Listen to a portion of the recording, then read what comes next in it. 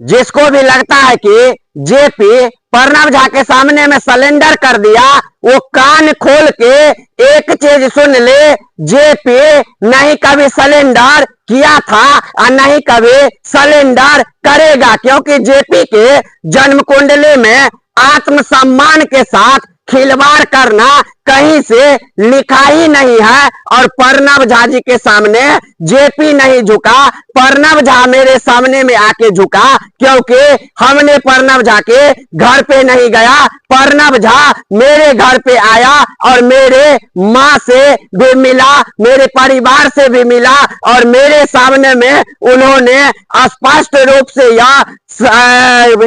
रूप से उन्होंने कहा कि जो भटगामा में जाके हम और वहां के लोगों से मिलेंगे और माफी मांगेंगे यदि हम गलती किए हैं तो।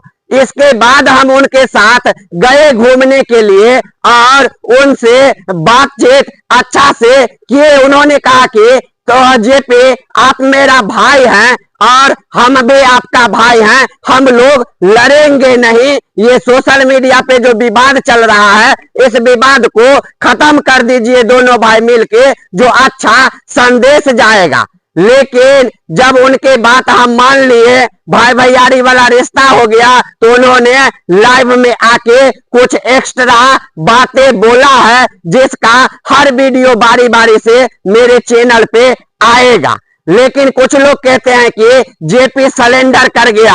बाबू, जेपी सरेंडर कर गया रहता तो आज भी जेपी के चैनल पे सारा वीडियो है और आप लोग देख सकते हैं। जो जेपी सरेंडर नहीं किया उस लाइव में भी देखेंगे तो मेरा टोन, मेरा जो आवाज है उनसे बात करने का, मेरा जो लहजा है वो देखेंगे। मिथिला में कुछ जैसे भी हो, आज तक जो मुझे कोई झुका नहीं पाया वही हमने उस लाइव में भी साबित किया।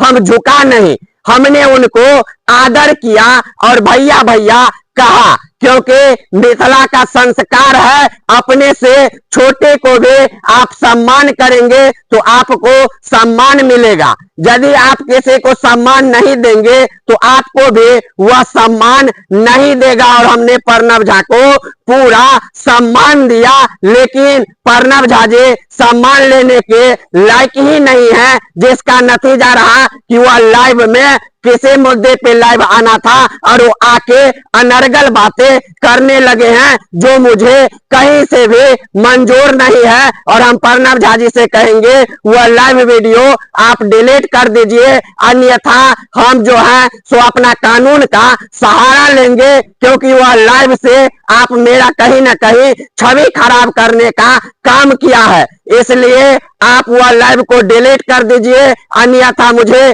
डिलीट करवाने आता है जो आप कैसे वह लाइव डिलीट कीजिएगा। बाकी हम अपने सभी दर्शकों को कह दे, जेपी कभी नहीं आत्मसम्मान के साथ समझौता कर सकता है, इतना आप लोग याद रखिए। और आज पूरे दिन जानकी न्यूज पे इसी मामला पे वीडियो देखते रहिए।